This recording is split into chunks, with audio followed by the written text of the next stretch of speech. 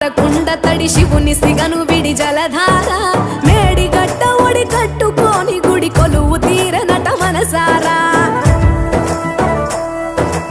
ఏండ్ల గోసలిడి ఎత్తుకెగసిపడి చంద్రశేఖరుని కలదీరా సొరంగాల వడి కాలువలుగా విడి గంగ పరుగులి